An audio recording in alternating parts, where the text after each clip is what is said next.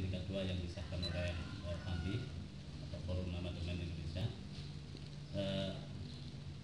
Memang kita tadi sudah disampaikan oleh Pak Munawar bahwa berangkat dari aturan selama ini waktu itu ya, satu yang di mana desa sudah banyak punya website tapi masih menggunakan ORID.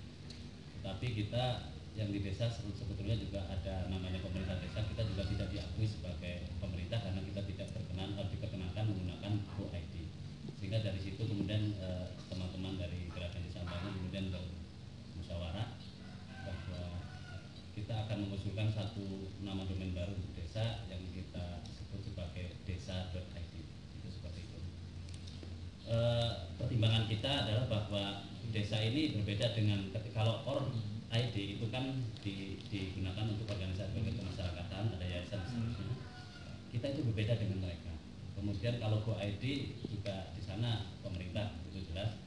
Nah, sementara kita itu di desa itu sebetulnya ada hal-hal yang memang kita memiliki kemenangan untuk mengatur sendiri, yang kita sebut sebagai self governing community itu.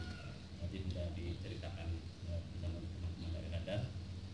Nah, melihat desa sebagai satu komunitas yang sebagai desa sosial, desa politik atas budaya yang memang berhak mengatur sendiri, tetapi di dalamnya juga ada pemerintah desa, sehingga desa menjadi khas, desa menjadi spesifik dari organisasi-organisasi lainnya, sehingga kita mempertimbangkan kita perlu atau desa-desa perlu mempunyai satu nama domain khusus untuk desa. Karena itulah kita susun proposalnya dengan pertimbangan itu, dan kemudian pada tahun 2013 ya, 13 kita ada kesempatan diundang di DUT, diskusi umum terbuka FAMDI, dan di sana kebetulan saya yang melakukan presentasi, meskipun bahan-bahan untuk presentasinya baru kita terima di kereta. Ini memang sangat mendadak sekali, kita pelajari di kereta.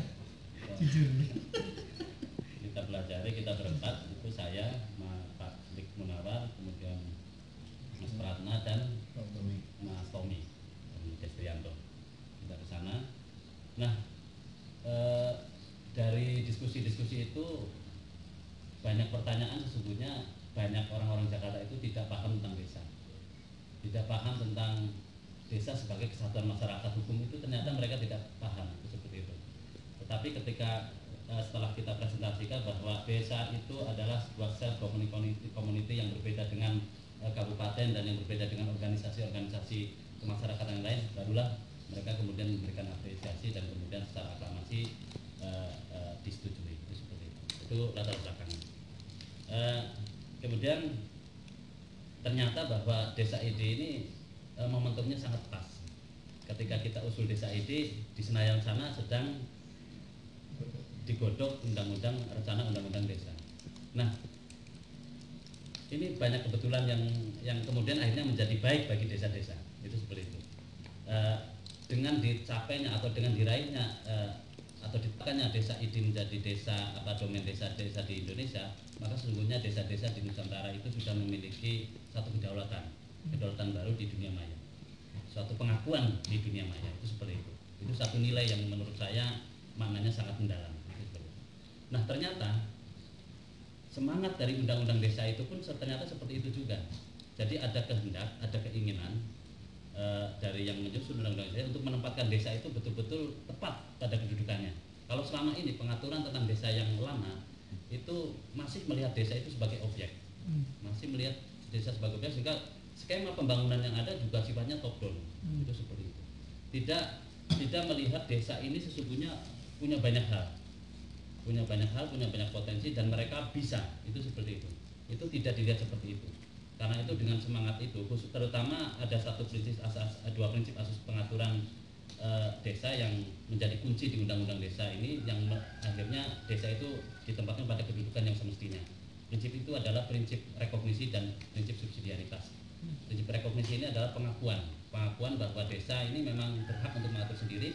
Sementara prinsip subsidiaritas, ketika desa mampu melakukan sesuatu sesuai dengan skala kemenangannya, maka pemerintah kabupaten dan yang lainnya tidak bisa untuk ikut-ikutan. Itu contoh. Nah, ini kunci baru, aspek baru yang ada di dalam undang-undang desa, pengaturan tentang desa.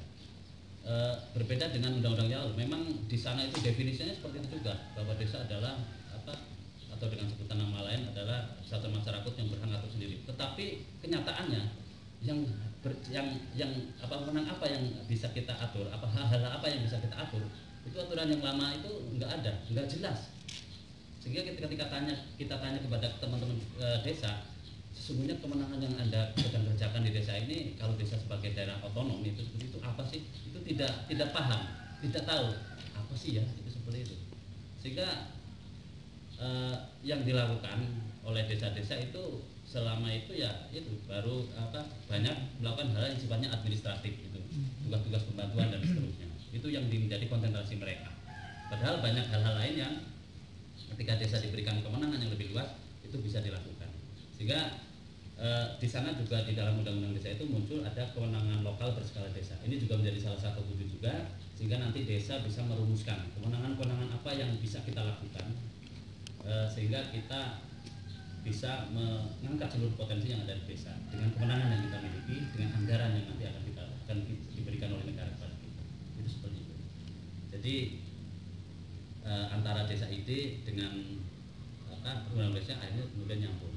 Dan saya kira ini menjadi awal yang baik buat bangsa dan negara, dan untuk desa-desa seluruh Nusantara, dan untuk kesejahteraan masyarakat Indonesia, terlebih lagi dalam rangka untuk tentu saja menagih janji kemerdekaan. Saya kira itu.